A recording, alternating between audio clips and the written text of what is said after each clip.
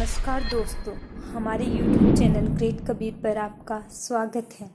आज हम आपको ऐसी रहस्यमयी बातें बताएंगे जिनको जानने के बाद शायद ही इंसान कोई बुरा कर्म करे। यह तो सभी ने सुना है, जैसी करनी वैसी भरनी। जिस भी प्राणी ने यहाँ पर जैसा कर्म किया है उसको उसी आधार पर भोगने पड़ते हैं। अच्छे कर्म का अच्छा फल और बुरे कर्म का बुरा। आज हम बताएंगे हमारे बुरे कर्मों की क्या क्या सजा गरुड़ पुराण में बताई गई। गरुड़ पुराण के अनुसार मृत्यु के पश्चात जो होता है उसे 3 अवस्थाओं में विभक्त किया गया है। पहला, मानव को समस्त अच्छे व बुरे कर्मों का फल इसी जीवन में प्राप्त होता है।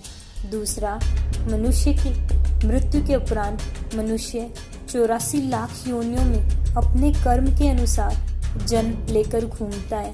तीसरा, मानव अपने कर्मों के अनुसार स्वर्ग या नरक में जाता है। गरुड़ पुराण के दूसरे अध्याय में प्रेत काल में पहुंचने पर यम के दासों द्वारा जो यातनाएं दी जाती है उसका वर्णन किया गया है। पहली सजा है तामिस्त्र, अपराध जो लोग दूसरों की संपत्ति पर कब्जा करते हैं। सजा, यमराज द्वारा उन्हें दंड दिया जाता है कि उनकी नरक में लोहे की भट्टी में बुनाई की जाती है। दूसरा, अंधा मित्रम, अपराध जो पति पत्नी अपना रिश्ता ईमानदारी से नहीं निभाते हों, एक दूसरे को धोखा देने का प्रयास करते हैं। सजा, इसमें पीड़ित को रस्सी से बांधा जाता है जब तक कि वह बेहोश ना हो जाए।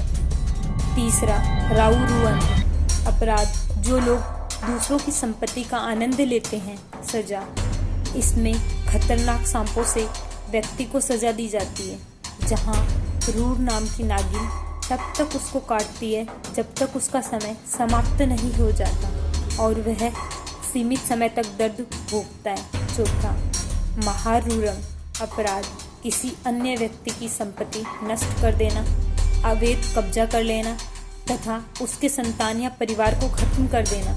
सजा, ऐसे व्यक्तियों को जहरीले सांपों से कटवाया जाता है। पांचवा, कुंभी पाकम, अपराध अपने मजे के लिए जानवरों की हत्या करना। सजा, नरक में अपराधी को गर्म तेल से भरे बर्तनों में उबाला जाता है। छठा, असीत पात्र, अपराध अपने कर्तव्यों का परित्याग करना, भगवान के आदेश न मानना, धर्म पदों का उल्लंघन करना। सजा, असीत पात्र से बने लोगों को चाबुक से मारा जाता है। सातवां, सुख मूर्खम, अपराध जो अपने कर्तव्य को त्याग कर कुशासन द्वारा निर्दोष व्यक्तियों को सताता है, गैर कानूनी गतिविधियों में लिप्त रहता है। सजा, ऐसे व्यक्ति को दबाकर कुचला जाता है, वह जानवरों को डाल दिया जाता है। अंधकूपम, अपराध जो व्यक्ति संसाधन होने के बावजूद जरूरतमंदों की सहायता नहीं करते, अच्छे लोगों पर अत्याचार करते हैं। सजा, ऐसे व्यक्तियों को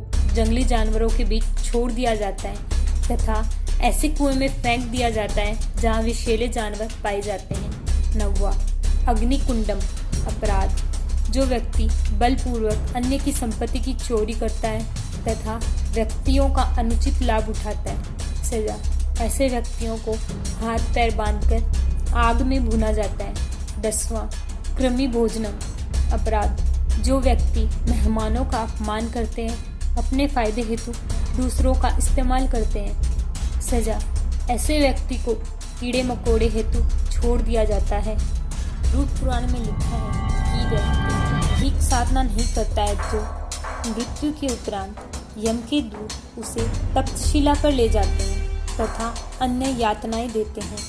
जीव बड़ा पछताता है कि भक्ति करी होती तो यह हाल नहीं होता।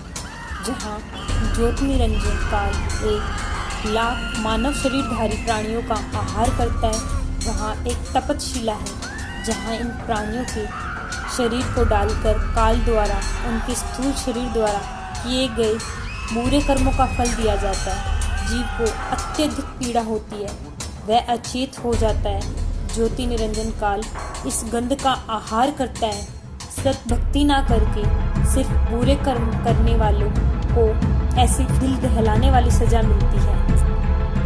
लेकिन आपको यह जानकर बहुत खुशी होगी कि इस पे सतभक्ति बताने वाले पूर्ण संत रामपाल जी महाराज विद्यमान हैं।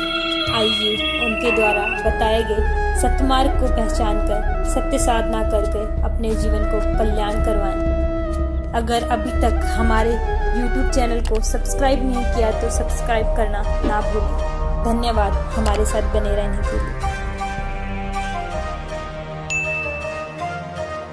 के सतगुरु के उपदेश का अब लाया एक विचार, और जय सतगुरु ना मिलते तो जाते नरक द्वार। नरक द्वार में दूत सब फिर करते खेचा ताने। अब आपने पकड़ के कोई कुआं में गिरना चाहे, क्या खुश होके गिर जाओगे? पूरे हाथ पैर मारोगे, चिल्लाओगे, बैक मारोगे जितनी आपकी पैर बसाओगी। तो वहां तो नरकवीर कुआ भी हाहाकार माच रही, उनका पीटे जा रहे हैं, कोई सड़ रहे हैं, कोई कौवे नोच रहे, और उस खड्डे में, उस गड्ढे में आपको फेंकने के लिए ले जाते समूह के समूह को। हजारों की संख्या में यम के दूत भाले ले रखे होते हैं। ये जो शरीर है आपका, ये तो ऊपर का कुर्ता पजामा है, असली शरीर तो अंदर है, इसको सूक्ष्म शरीर कहते हैं। उसमें प्राणी मरता नहीं, लेकिन दर्द बहुत होता है। तो ये भूत प्रेत उस सूक्ष्म शरीर में घूमते हैं, वो आपको नहीं दिख सकते। और वहां वो शरीर होता है, उसको फिर जब आदेश हो जाता धर्मराज से, धर्मराज के यहाँ से, न्यायाधीश से, जाओ इसको नरक में, इसको स्वर्ग में, इसको गधे की योनि में, इसको कुत्ते की योनि में, वो तो फटाफट चले जाते हैं। यम के दूत जब उसको लेकर चलते हैं पूरे टोल के टोल को, जैसे डांगर पशुओं को फाटक में रोकते समय वो वापस भाजन गलठ मार मार के अंदर ठोक क्या करें, तो वो स्थिति होगी वहां पर उन प्राणियों की जो सत भक्ति नहीं करते या नकली संतों से नाम लेकर भक्ति करे। सतगुरु ना मिला जिनको, यम के दूत उनको आगे को ले जाएंगे, वो वापस भाजेंगे। उसमें कौन करे राजी खुशी, तो उनका सीधे भाले ठोकेंगे, दे लटकीता लागो, और उनको फिर धक्के से ठोक कर उसमें और फाटक बंद कर देंगे। तो यहां बताते हैं नरक द्वार में दूत सब फिर करते खेचा ताण, उनसे कभू ना छूटता। और उसके बाद नरक भोग के फिर कहां, फिर 84 लाख योनियों में 4 खानियों के अंदर फिर आता।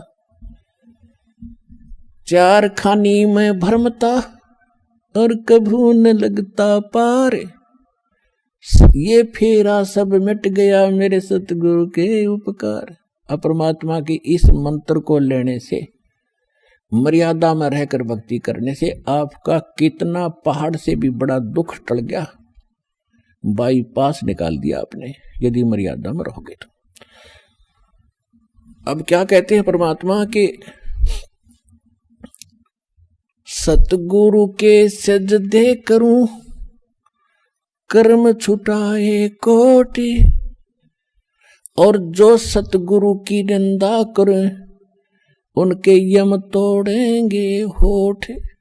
कि ऐसे संत ने जो इतना उपकार किया, इतना निर्मल मार्ग, और ऐसे पहाड़ से भी भारी दुख जीव के बचा रहे हैं, और यहाँ इस जीवन में भी करोड़ पापों से आपको बचाया जा रहा है। बीड़ी मत पीना, शराब ना पीना, मांस मत खाना, भाई किसी की आत्मा ना दुखाना। अब आपको इतनी दया और ज्ञान होगा भगवान का,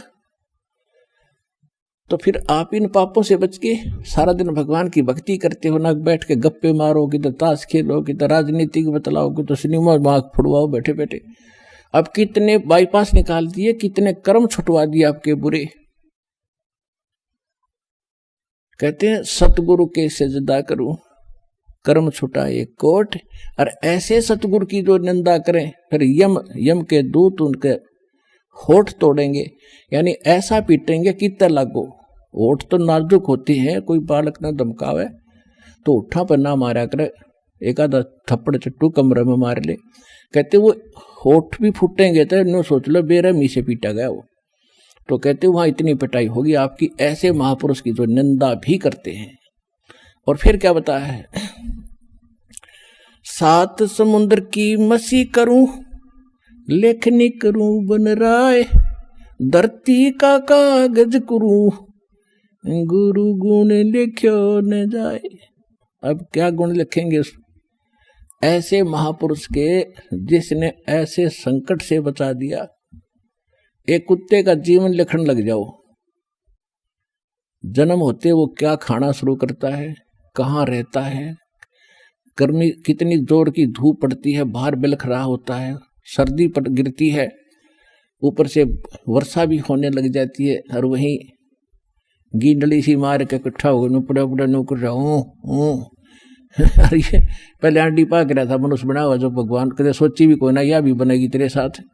तो ऐसे दुखों से जिसने बचा दिया, और फिर खाना क्या खाता है, वो सोता उठते ही जाता है किसी, क्योंकि मैं कहा उसने रसोई में भोजन की, तो पहले द्वार में नहीं देखा, कोई देख तो नहीं रहा, फिर सीधा जाएगा रसोई की तरफ जहां मैं आ रही है इसने।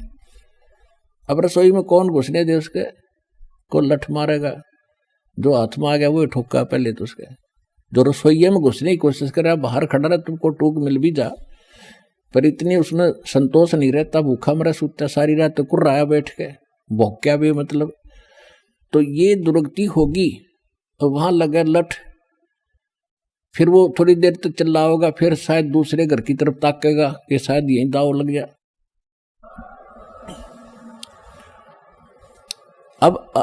अब दूसरे घर में जब जाता है, वहां उसके भाग को जूत मिले, टूक मिले, जब वहां भी लठ लग गया, तो फिर वो खखाट उठा है, बाहर जाता जंगल में,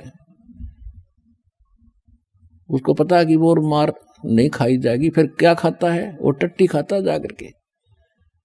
ऐसी हालत हमारी होनी थी, और इस नाम से, और इस भक्ति से, और इस बंदी छोड़ की दया से आप इन सब से बाईपास निकल गए।